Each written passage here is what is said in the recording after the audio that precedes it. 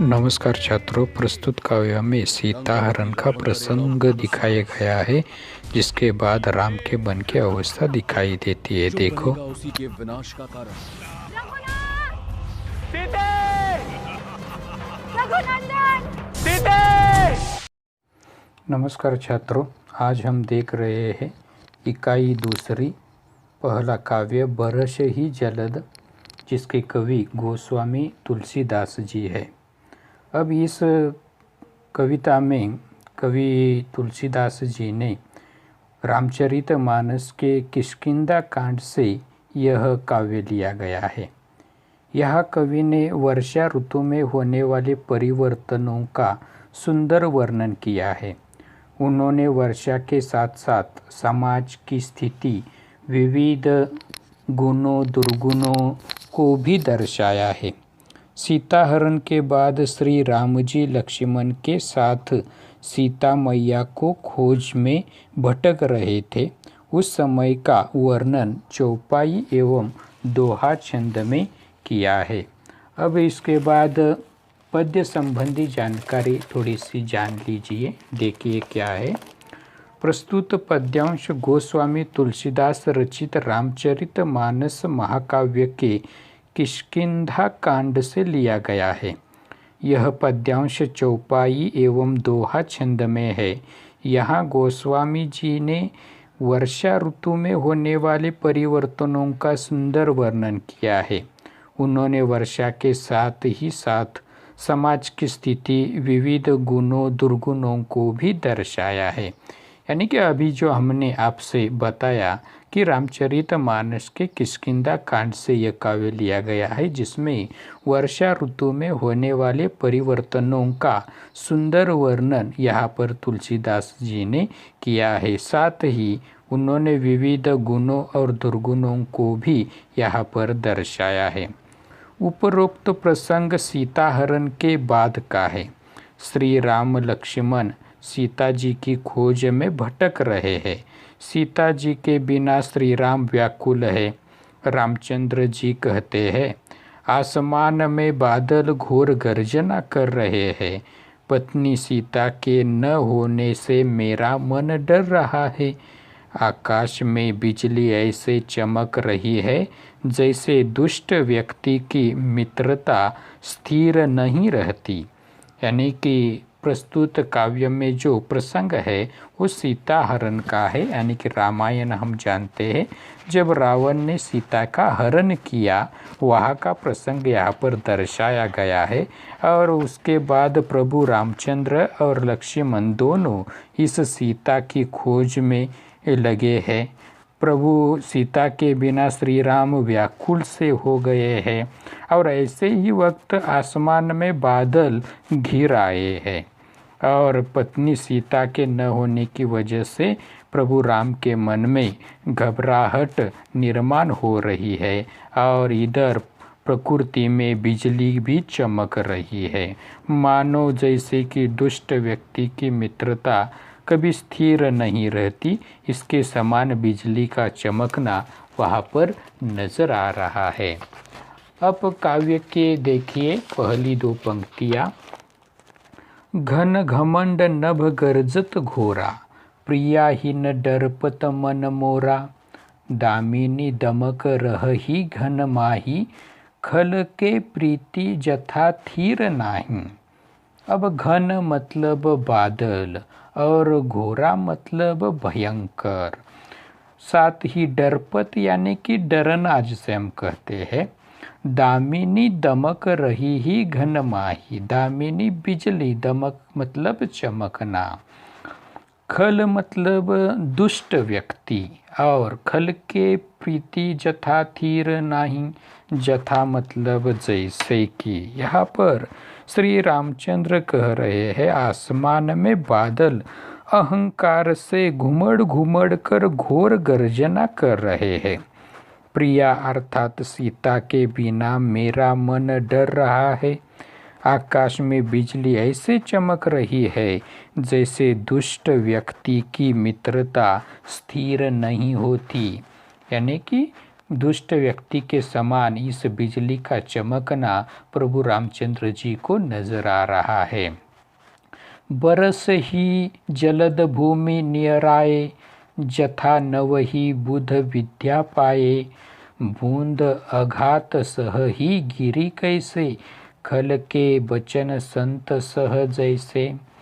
नियराई मतलब थोड़ा सा नज़दीक जिसे हम कहते हैं, समीप जिसे हम कहते हैं। प्रस्तुत दो पंक्तियों में तुलसीदास ने कहा है कि ये जो बादल है, मानो ये बादल पृथ्वी के समीप आकर ऐसे बरस रहे हैं जैसे विद्या पाकर विद्वान नम्र हो जाते हैं। बूंदों की चोट पर्वत इस तरह सह रहे हैं जैसे दुष्टों के वचन संत चुपचाप सहते हैं। इसके समान यहाँ पर हमें बादलों का रूप दिखाई दे रहा है। क्षुद्र नदी भरी चली तोराई, जस थोरे हु धन खल इतराई। भूमि परत भा ढाबर पानी, जनु जीव ही माया लपटानी। अब ढाबर पानी मतलब मट मैला पानी जिसे हम कह सकते हैं। क्षुद्र नदी, छोटी सी नदी। क्षुद्र नदी भरी चली तोराई, यानी कि छोटी नदियाँ किनारों को तोड़कर बह रही है। ठीक उसी तरह जिस तरह थोड़े धन से भी दुष्ट इतरा जाते हैं, उनमें घमंड आ जाता है, वे अपनी मर्यादा त्याग देते हैं। इन नदियों ने भी अपनी मर्यादा त्याग दी है। पृथ्वी पर पड़ते ही पानी ऐसा मैला हो गया है जैसे शुद्ध जीव को माया लिपट गई है और वह मैला हो गया है। यानी कि बारिश का पानी जैसे ही भूमि पर आता है तो वह मट्ट मैला दिखाई देता है, मानो एकाध शुद्ध जीव को मोह माया लिपटी हो, इसके समान यह मैला पानी दिखाई दे रहा है। समीटी समीटी जल भर ही तलावा, जिमी सदगुण सज्जन पही आवा। सरिता जल जल निधि महु जाई, होई अचल जिमी जीव हरि पाई। यानी कि इन अंतिम चौपाई की दो पंक्तियों में देखिए कवि तुलसीदास क्या कह रहे हैं। वे कह रहे हैं कि बरसात का पानी इकट्ठा होकर तालाबों में भर रहा है, जैसे सद्गुण एकत्रित होकर सज्जन के पास आ जाते हैं। नदी का जल समुद्र में जाकर वैसे ही स्थिर हो जाता है जैसे जीवात्मा श्री हरि या प्रभु को पाकर अचल मतलब मुक्त हो जाती है, यानी कि मुक्ति उन्हें प्राप्त होती है। इसके समान यह जल समुद्र में को जाकर मिलता है और वहीं पर वह स्थिर हो जाता है। दोहा देखो, हरित भूमि तृण संकुल, समुझी परी ही नहीं पंथ। जिमी पाखंड विवाद ते, लुप्त हो ही सदग्रंथ। यानी कि भूमि देखिए कैसी है, हरित भूमि तृण संकुल। तृण मतलब घास। पृथ्वी घास से परिपूर्ण होकर हरी हो गई है, जिसके कारण रास्ते समझ नहीं पड़ते। जैसे पाखंड मतों के प्रचार से सदग्रंथ लुप्त हो जाते हैं, यानी कि पृथ्वी पर हरियाली छाई है जिससे छोटे छोटे रास्ते नज़र नहीं आ रहे हैं। जैसे कि पाखंडी विचार मतलब बुरे ख्याल, जिसकी वजह से सदग्रंथ दिखाई नहीं दे रहे हैं, यानी कि अच्छे विचार मानो सुनाई ही नहीं दे रहे हैं। आगे देखिए चौपाई, दादुर धुनि चहु दिशा सुहाई, वेद पढ़ही जनु बटु समुदायी। नव पल्लव भय बीटप अनेका, साधक मन जस मिले विवेका। दादुर मतलब मेंढक। मेंढक आप जानते हैं जो बारिश के दिनों में उनकी डराव डराव की आवाज़ हमें सुनाई देती है। चारों दिशाओं में मेंढकों की ध्वनि ऐसी सुहावनी लगती है मानो बालकों के समुदाय वेद पढ़ रहे हो। अनेकों वृक्षों में नए पत्ते आ गए हैं जिसके कारण वे हरे भरे एवं सुशोभित हो गए हैं। ठीक उसी तरह जिस तरह साधक का मन विवेक ज्ञान प्राप्त होने पर हो जाता है, यानी कि इस नए नए पल्लव मतलब पत्ते, नए नए पत्तों से पेड़ खिले हुए दिखाई दे रहे हैं, मानो जैसे कि एकाध साधक का मन ज्ञान प्राप्ति के बाद दिखाई देता है। अर्क जवास पात बिनु भयऊ, जस सुराज खल उद्यम गयऊ, खोजत कतहु मिलई नहीं दूरी, करई क्रोध जिमी धर्म ही दूरी। अर्क और जवास यानी कि ये दो प्रकार के पेड़ है। अर्क मतलब मदार का वृक्ष। मदार और जवास के पत्ते अब झड़ गए हैं, वे बिना पत्ते के हो गए हैं। जैसे श्रेष्ठ राज्य में दुष्टों का उद्यम नहीं हो पाता, धूल कहीं खोजने पर भी नहीं मिलती, जैसे क्रोध धर्म को दूर कर देता है, अर्थात क्रोध का आवेश होने पर धर्म का ज्ञान नहीं रह जाता। यानी कि जहाँ पर क्रोध है वहाँ पर धर्म नहीं रहेगा, धर्म वहाँ से परे हो जाएगा, दूर हो जाएगा।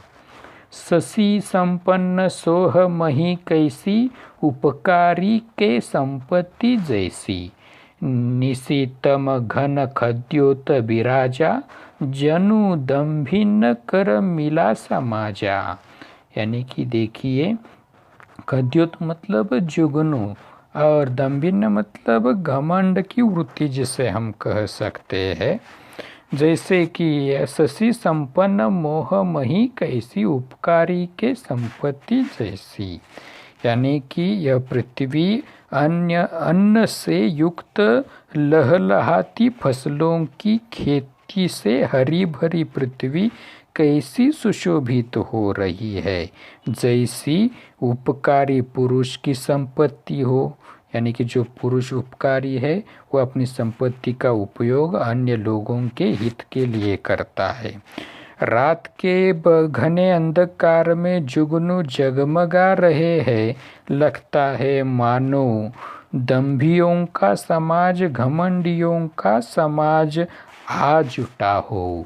यानी कि ढेर सारा समाज में होने वाले कुछ घमंडी लोग होते हैं, मानो रात के अंधकार में जैसे जुगनू दिखाई देते हैं, मानो उसके समान समाज में ऐसे लोग घमंडी एकत्र हो रहे हैं। कृषि निरावही चतुर किसाना, जिमी बुध तजही मोह मद माना, देखी अत चक्रवाक खग नाही, कली ही पाई जिमी धर्म पराही। कृषि मतलब देखिए कृषक जिसे हम कहते हैं, किसान जिसे हम कहते हैं, जैसे कि हम जानते हैं चतुर किसान अपने खेतों को निरा रहे हैं। निरा रहे मतलब खेती में होने वाले घास आदि को वे निकाल कर फेंक रहे हैं। ठीक वैसे जैसे विद्वान लोग मोह मद और मान का त्याग कर देते हैं। चक्रवाक पक्षी अब नहीं दिखाई देते, जैसे कलयुग के आने पर धर्म भाग जाते हैं।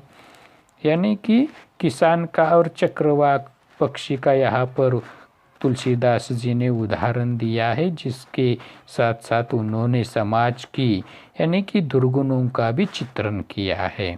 अंतिम दो पंक्तियाँ देखो, विविध जंतु संकुल मही भ्राजा, प्रजा बाढ़ जिमी पाई सुराजा, जहाँ तहाँ रहे पथिक थकी नाना, जिमी इंद्रिय गण उपजे ज्ञाना।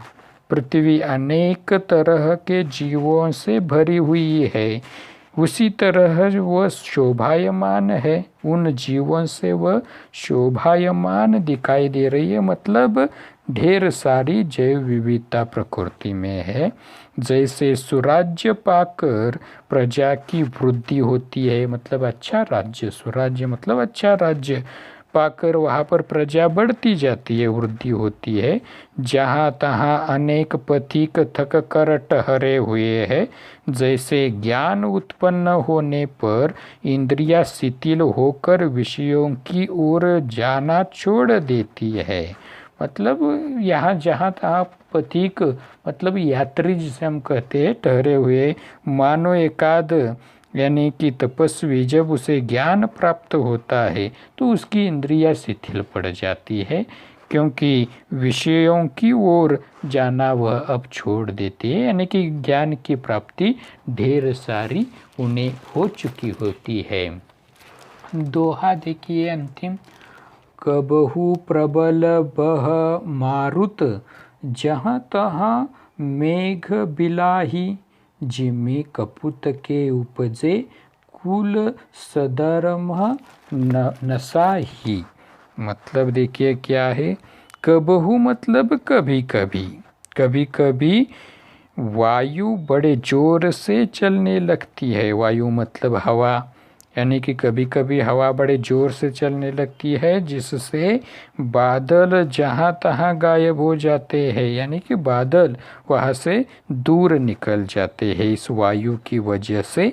जैसे कुपुत्र के उत्पन्न होने से कुल का उत्तम आचरण मतलब धर्म नष्ट हो जाता है, यानी कि घर में अगर एकाध कुपुत्र, कुपुत्र मतलब कुपुत्र जो अच्छा नहीं है, उपजे मतलब जन्म लेना, ऐसा कुपुत्र घर में अगर जन्म लेता है तो घर का धर्म नष्ट हो जाता है।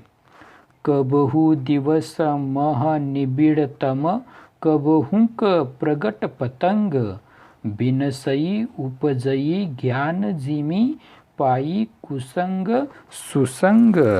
यानी कि देखिए, कभी दिन में घोर अंधकार छा जाता है तो कभी सूर्य देवता प्रकट हो जाते हैं, जैसे कि हम देखते हैं बारिश के दिनों में। यानी कि कभी कभार सावन मास में हम देखते हैं कि कभी कभार सूर्य देवता प्रकट हो जाते हैं और धरती पर धूप खिल उठती है, तो अचानक घोर अंधकार भी निर्माण होता है, बादल घिर जाते हैं, फिर बारिश होती है। जैसे कुसंग पाकर ज्ञान नष्ट हो जाता है और सुसंग पाकर उत्पन्न हो जाता है। यानी कि कुसंग मतलब को बुरी संगत जिसे हम कह सकते हैं, तो बुरी संगत में हम रहे तो हमारा ज्ञान नष्ट हो जाता है। और अगर सुसंग मतलब सुसंगत अच्छी संगत में अगर हम रहे तो ज्ञान वहाँ पर उत्पन्न हो जाता है, हमें ढेर सारा ज्ञान वहाँ पर प्राप्त हो जाता है। तो छात्रों, इस प्रकार इस काव्य में बरस ही जलद में गोस्वामी तुलसीदास जी ने बड़े ही मार्मिक ढंग से प्रकृति का वर्णन करते करते समाज के दुर्गुणों का भी चित्रण यहाँ पर उन्होंने किया है। धन्यवाद।